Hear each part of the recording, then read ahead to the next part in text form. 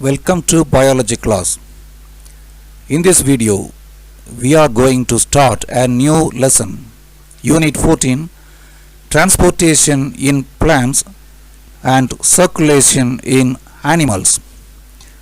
What is transportation?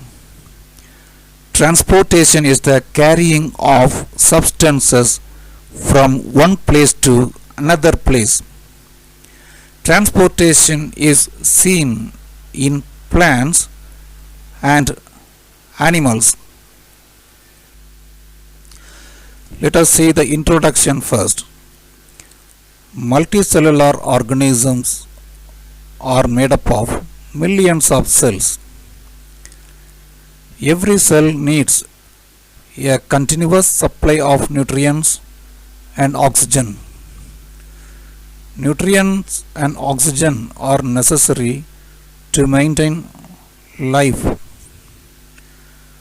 What do the organisms do with nutrients and oxygen? Nutrients and oxygen are used by the cells to produce energy. Glucose is an example for nutrients. This glucose is broken down by oxygen. This process provides energy. This energy is necessary for all the vital activities of organisms.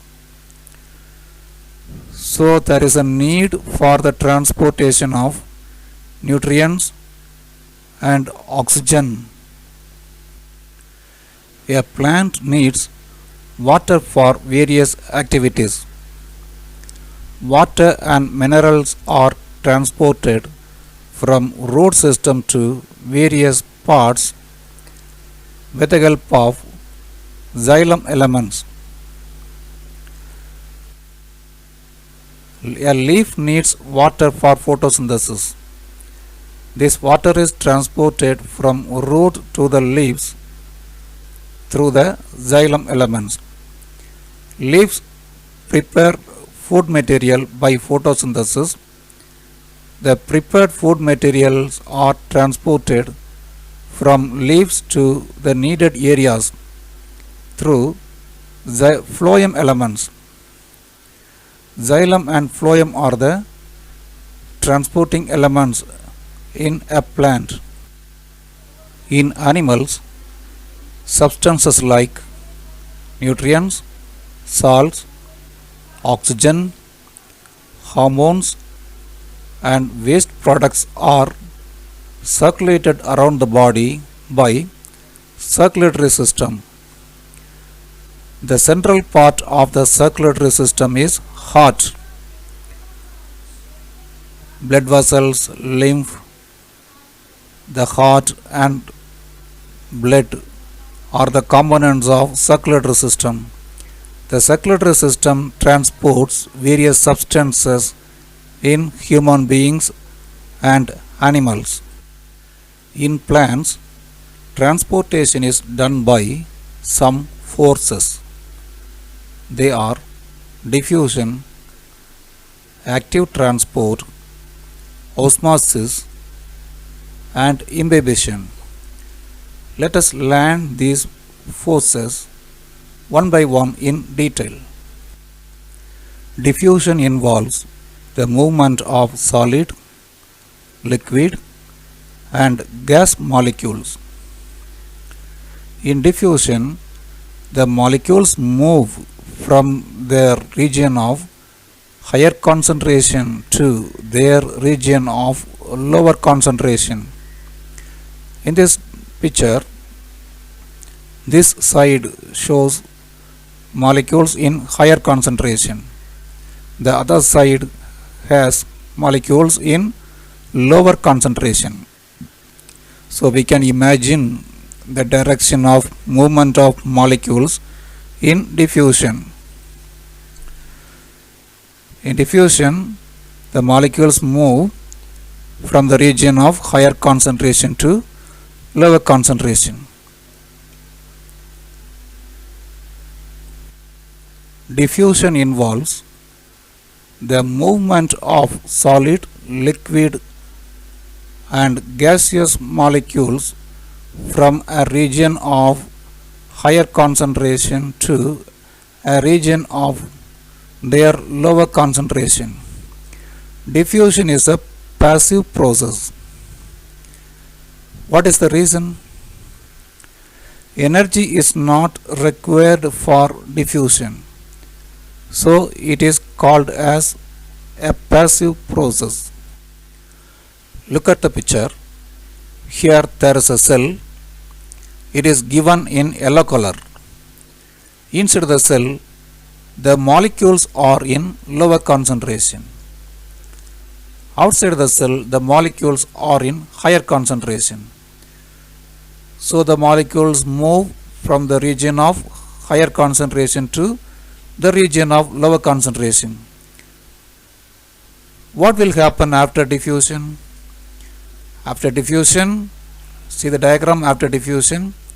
Here there is increase in the number of molecules inside the cell. This indicates that the molecules started moving from outside to inside the cell because of diffusion. Through osmosis also, molecules are transported. Osmosis is a process in which solvent molecules are transported. So in order to understand osmosis, first we have to learn what is called as a solution.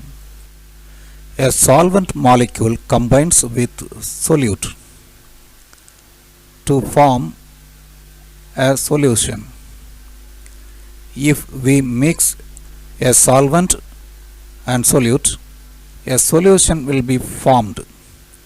Here there is a beaker containing solvent. When solute is added, it will form a solution.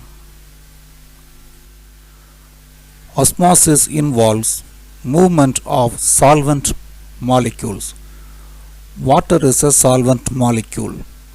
In osmosis, the molecules move from the region of higher concentration to the region of lower concentration.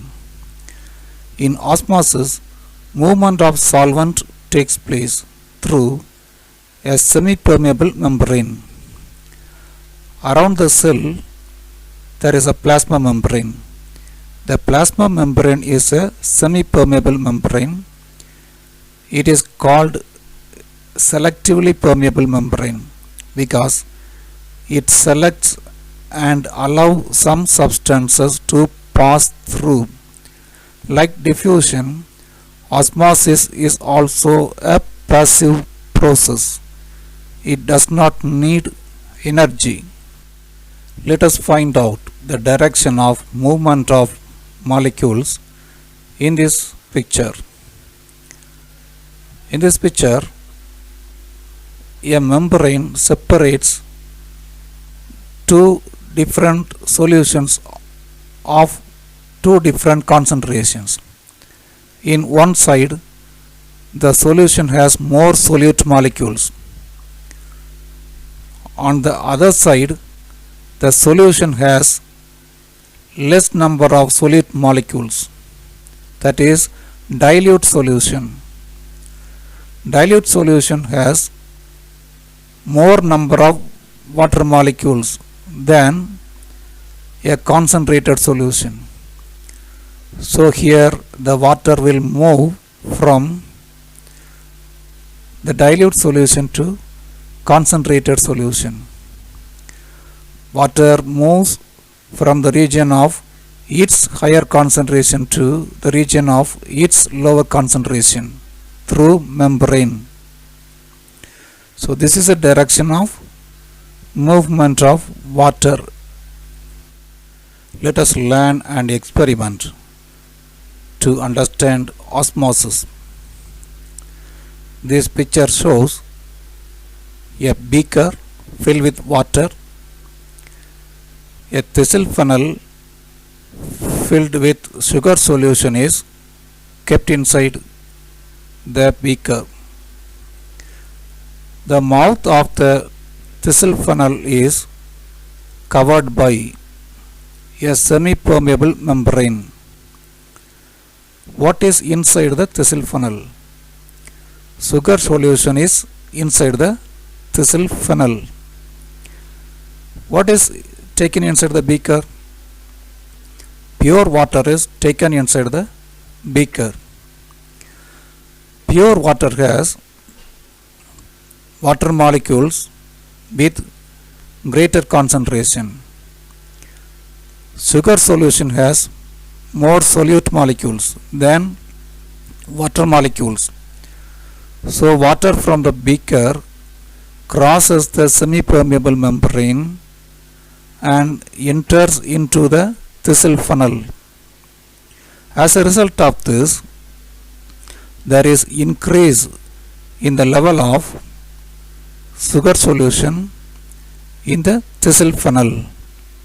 So this experiment demonstrates osmosis. What is osmosis? Movement of water molecules from their region of higher concentration to the region of their lower concentration through semi-permeable membrane. We will discuss about imbibition force in the next video.